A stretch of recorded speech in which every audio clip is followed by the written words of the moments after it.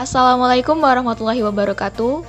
Kami dari kelompok 8 yang beranggotakan Hafiz Firdaus dan Resti Utami akan menjelaskan berbagai kebudayaan Banjar, diantaranya Piduduk dan Sinoman Hadrah. Tujuan dari pembuatan video ini ialah untuk memenuhi tugas mata kuliah Islam dan Budaya Banjar yang diampu oleh Ibu Khairiatul Muna, MPD, dan Bapak Ikhwan Khairusadikin, MPD. Langsung saja untuk kebudayaan yang pertama ada Piduduk.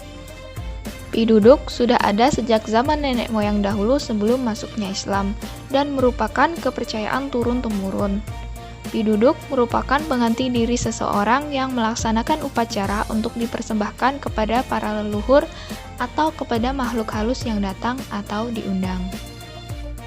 Piduduk berupa makanan yang terdiri dari beras biasa atau ketan secukupnya yang dimasukkan dalam suatu wadah seperti baskom kecil, kemudian di atasnya diberi telur 1 butir, gula merah 1 tangkap, kelapa segar yang sudah dibuang sabutnya 1 butir, serta benang dan jarum.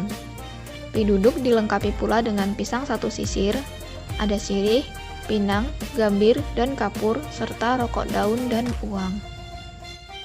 Piduduk dibuat sebagai bentuk penghormatan terhadap leluhur yang datang dan sudah dilakukan secara turun-temurun.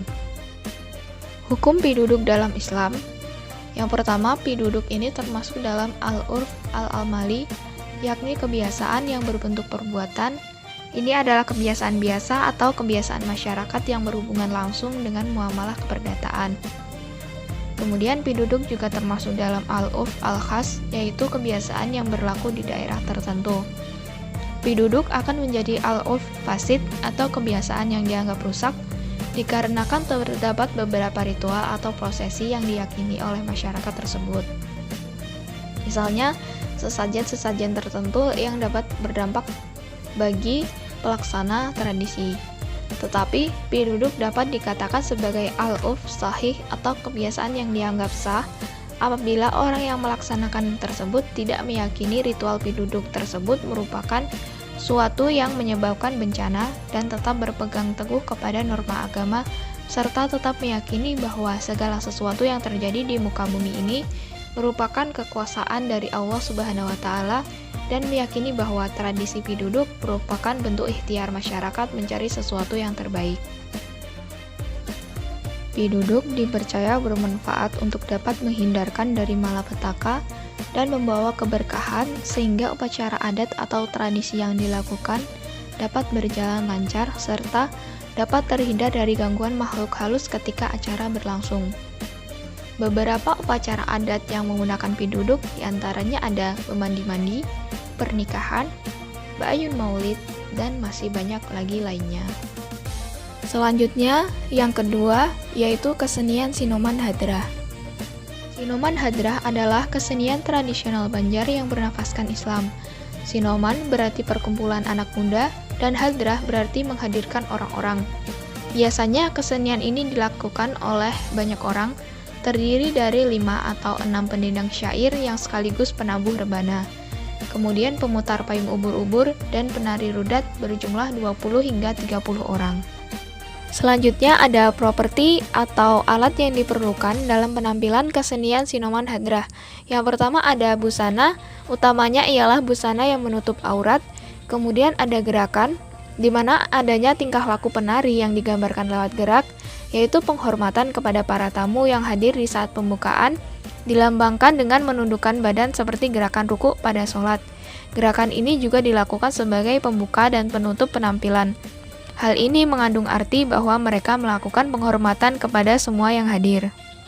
Selanjutnya ada rebana, merupakan alat musik yang berfungsi sebagai pengatur irama dalam permainan. Selanjutnya ada babun atau bass, termasuk ke dalam golongan rebana.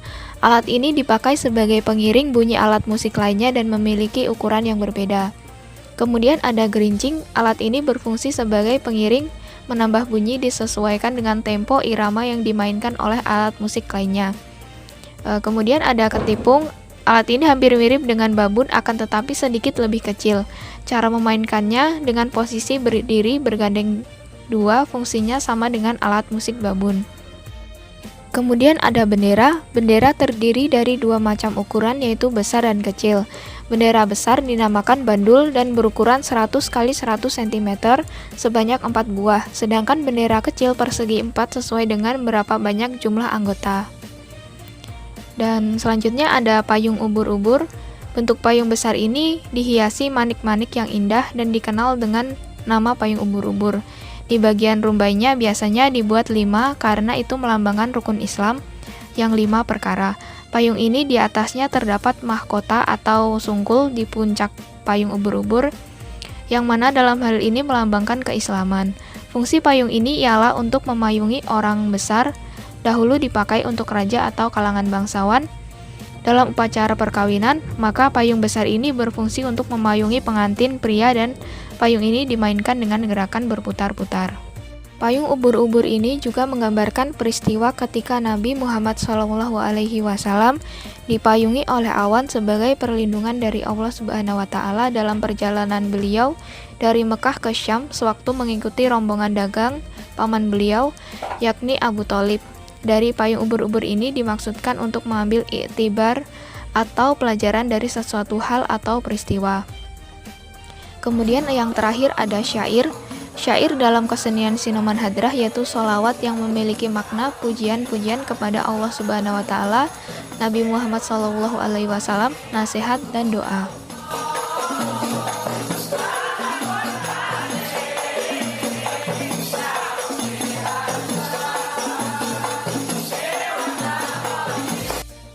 Selanjutnya, hal pokok dalam tujuan dilaksanakannya Sinoman Hadrah yang pertama ialah melestarikan dan mengembangkan kebudayaan daerah yang bernafaskan Islam. Kemudian, membendung masuknya kebudayaan asing yang dapat merusak akhlak serta membina kesatuan langkah generasi muda. Dahulu, fungsi Sinoman Hadrah adalah untuk menyambut raja atau sultan. Namun, saat ini adalah untuk menyambutan tamu dan pejabat pemerintah, peringatan hari-hari besar Islam atau nasional, kemudian upacara penyambutan pengantin atau perkawinan, dan kegiatan keagamaan, kemudian penyambutan orang datang haji, serta mengikuti kegiatan festival yang diadakan oleh pemerintah kota guna melestarikan kebudayaan daerah. Untuk tahapan penampilan dalam Sinoman Hadrah, laki-laki dan perempuan diajarkan materi kesenian ini secara bertahap. Setidaknya ada 3 peran, yakni pemayung, penampak terbang, dan tari. Gerakan tari yang diajarkan mulai dari gerakan dasar pembuka, gerakan N, gerakan L, dan gerakan V. Untuk penabuh terbang pun diajarkan mulai dari pukulan lumpak, pukulan palimbangan, pukulan dasar hadrah, pukulan tapak 5, pukulan ke dinding, dan pukulan skala gerinci. Sedangkan untuk pemayung tidak ada gerakan yang pakem. Seiring dengan pengalaman gerakan tari, maka si pemayung pun akan semakin mahir dalam beraksi. Dalam upaya pelestarian Sinoman Hadrah, pemerintah daerah di Kalimantan Selatan mengadakan Festival Sinoman Hadrah sebagai upaya pelestarian. Tentunya dalam pelestarian ini terdapat beberapa kendala, di antaranya ialah kurangnya minat kaum muda menekuni Sinoman Hadrah. Kemudian Sinoman Hadrah masih statis, artinya belum dikemas dengan hal-hal yang baru sehingga kurang menarik minat dan perhatian masyarakat, utamanya kaum muda sebagai generasi penerus. Mungkin itu saja materi yang dapat kami sampaikan. Untuk salah hilafnya kami mohon maaf. Akhir kata, wabillahi taufik wal hidayah. Wassalamualaikum warahmatullahi wabarakatuh. Don't forget to subscribe, like, and share.